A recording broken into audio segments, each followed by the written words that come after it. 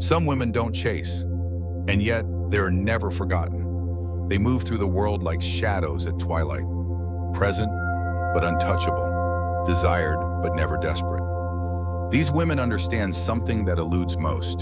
The deepest attraction lives not in what you give, but in what you withhold. Not in how much you reveal, but in how much mystery you preserve. There is an ancient psychological truth that Carl Jung discovered in the depths of the human psyche. A truth that explains why certain women become unforgettable while others fade into the background of a man's consciousness, like yesterday's conversation.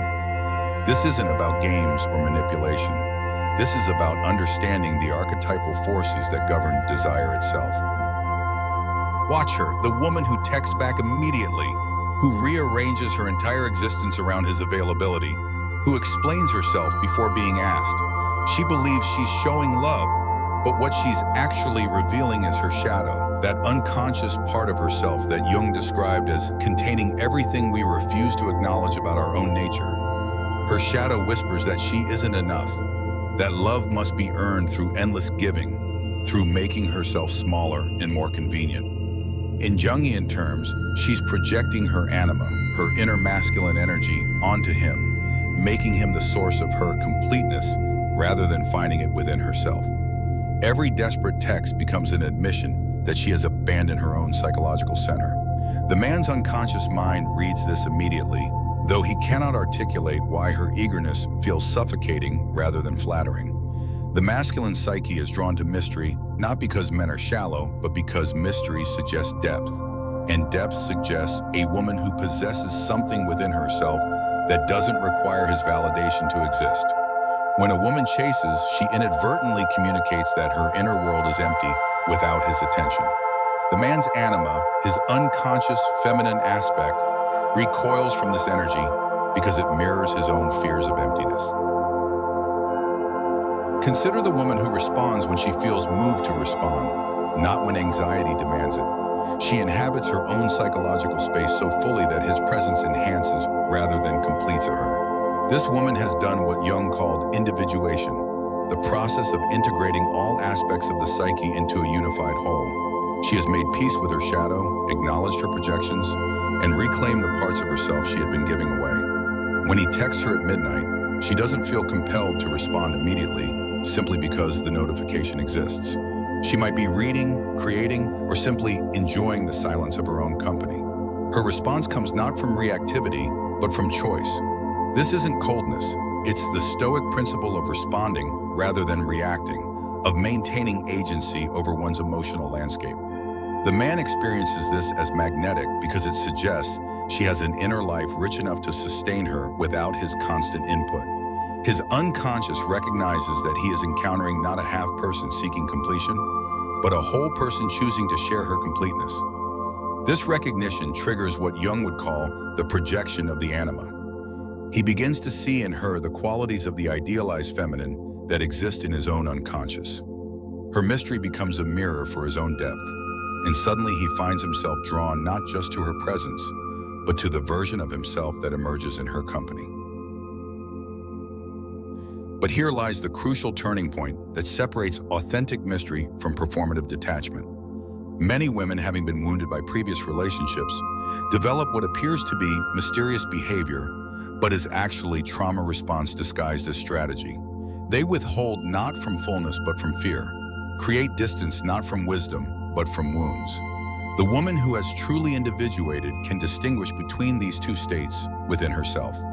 She recognizes when her withdrawal stems from self-protection versus self-possession. Trauma creates walls, individuation creates boundaries. Walls are built from fear and exclude indiscriminately.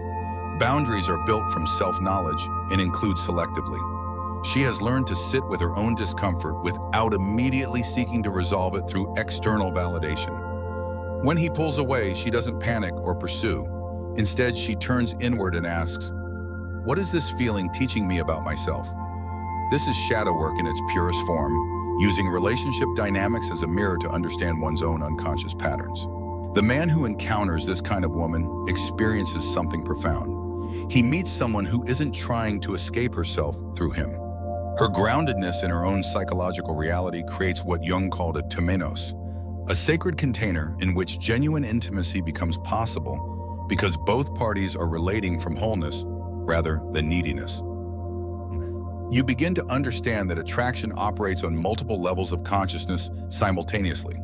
The surface level involves physical, appearance, and social compatibility. But the deeper levels, the ones that create lasting magnetism, operate through archetypal recognition.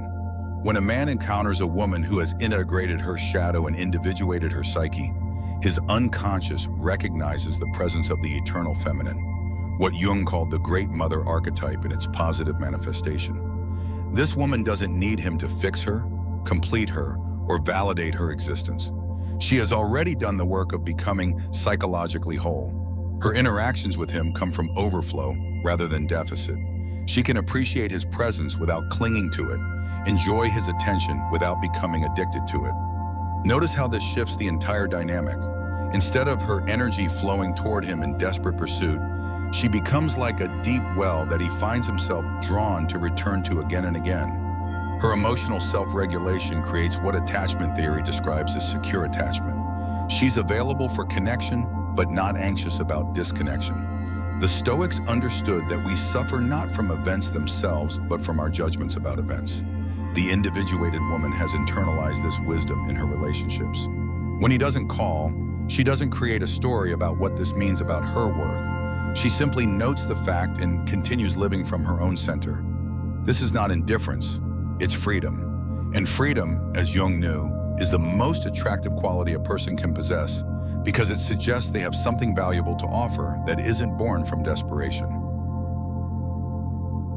The deepest secret lies in understanding that the very qualities that make you chase are the disowned aspects of your own psyche seeking integration. That desperate need for his attention reflects your disconnection from your own inner voice masculine, your ability to initiate, to choose, to act from desire rather than fear.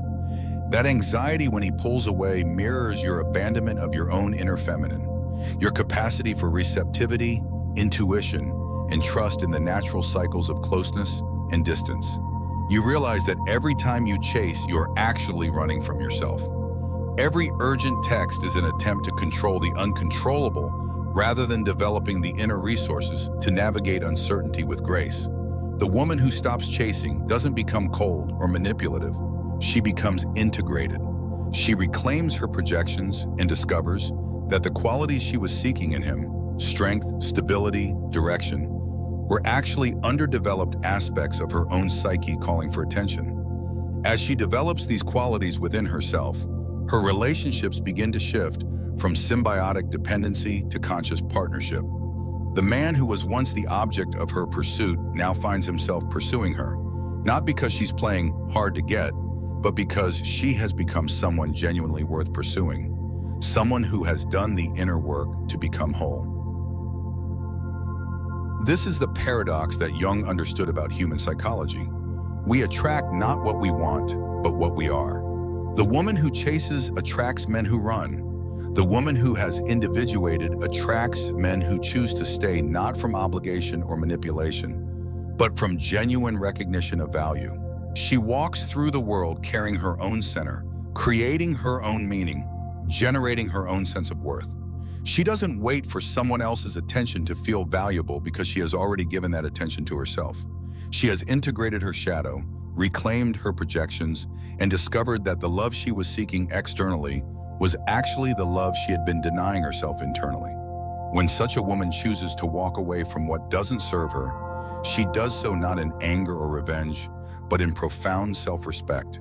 She has learned that her energy is sacred, her time is finite, and her love, when freely given rather than desperately offered, becomes a gift that transforms rather than depletes. The woman who walks away in silence isn't weak. She simply sees more.